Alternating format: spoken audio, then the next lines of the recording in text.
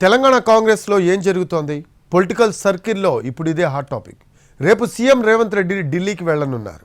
అంతకుముందే ఎల్పీ సమావేశం నిర్వహించనున్నారు.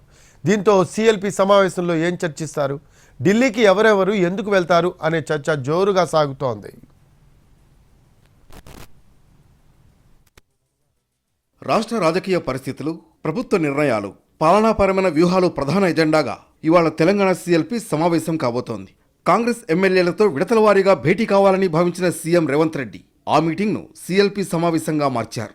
హైదరాబాద్ మర్రి చెన్నారెడ్డి మానవ వనరుల కేంద్రంలో సీఎం రేవంత్ రెడ్డి అధ్యక్షతన సిఎల్పీ సమావేశం జరగనుంది. పార్టీ ఎమ్మెల్యేలతో రేవంత్ కీలక చర్చలు జరపనున్నారు. రాష్ట్ర రాజకీయ పరిస్థితులు, ప్రభుత్వ నిర్ణయాలు, పాలనా వ్యూహాలపై ఈ భేటీలో చర్చించే అవకాశం ఉంది.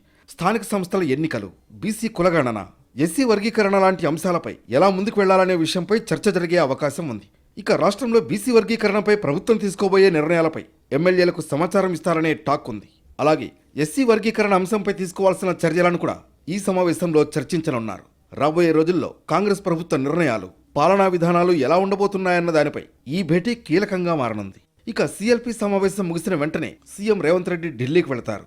ఆయన వెంట టీపీసీసీ చీఫ్ మహేష్ గౌడ్ కూడా హస్తనకు వెళతారు. డిప్యూటీ సీఎం భట్టి విక్రమార్క కూడా ఢిల్లీ వెళ్లే ఛాన్స్ ఉంది. రేపు కూడా ఢిల్లీలోనే ఉండనున్న రేవంత్ రెడ్డి పార్టీ పెద్దలతో సమావేశమవుతారు. మరోవైపు ఏఐసీసీ అధ్యక్షుడు మల్లికార్జున ఖర్గే అపాయింట్మెంట్ కోరారు ఎమ్మెల్యే దానం నాగేందర్. ఇప్పటికే ఢిల్లీలో ఉన్న మంత్రి జూపల్లి, ఇటీవల బీఆర్ఎస్ నుంచి కాంగ్రెస్లో చేరిన కృష్ణమోహన్ ఖర్గేతో సమావేశమయ్యారు. మొత్తం మీద కాంగ్రెస్ అగ్రనేతలంతా అధిష్టానంతో ఏం చర్చిస్తారు, హైకమాండ్ ఎలాంటి సూచనలిస్తుంది అన్నది ఆసక్తికరంగా మారింది.